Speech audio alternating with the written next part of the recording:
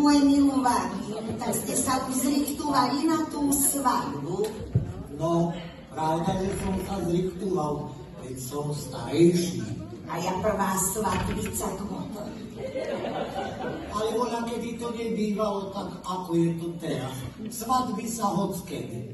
Voľa, kedy to tak bývalo, boli na jeseň, v zime, a potom medzi sviatkami, o novom roku, na tri krále do Fašakov. No, stálo sa, že bola na jar, keď myslela byti. Praviem, aj mňa šikovali na vácku, na starý rok. Ale o tom ja ni rady rozprávam, ani spomínam. A prečo?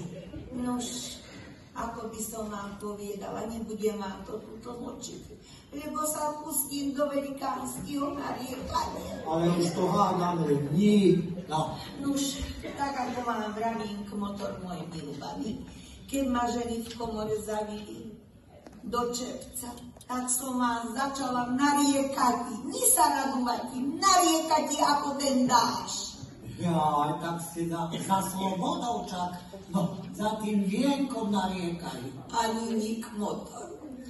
Ale keď ma poprvo uložili s tým mojím do posteli, ja som vám strašného videla. Ja som sa tak naľakala, že som na Božiu retu kričala.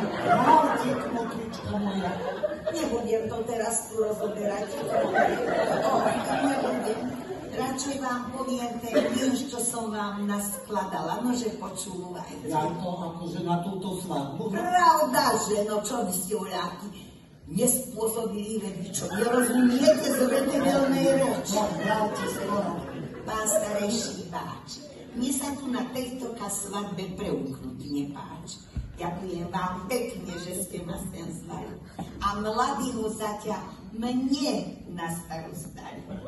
Ja takéto veci od mladosti robím a za to vás tu všetkých srdečne prosím.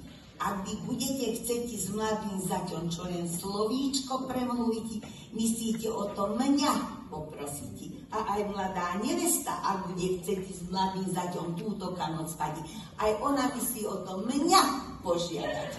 No ale môže sa ešte šakovo nakonať, že túto noc bude ja s mladým zaťom spať.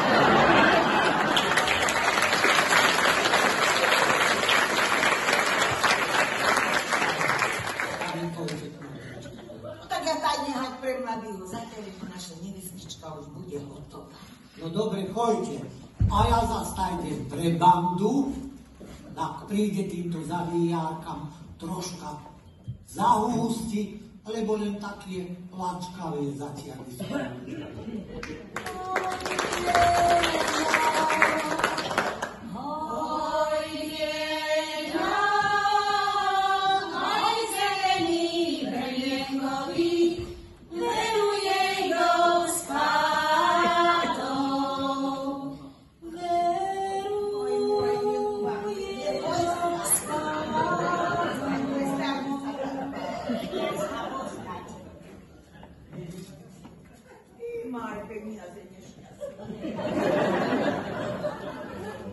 Nože poď sem, Paľo môj, ko mne, ja už tak budem špatne vraviť.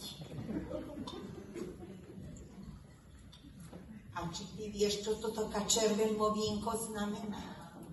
Nože od piči je lepšie.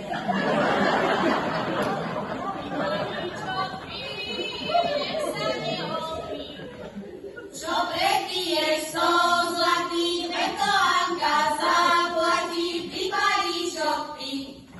Keď ti dajú za skleničku, nevypijem polovičku, nevypíva dví, a tej, keď ti dajú vybrať.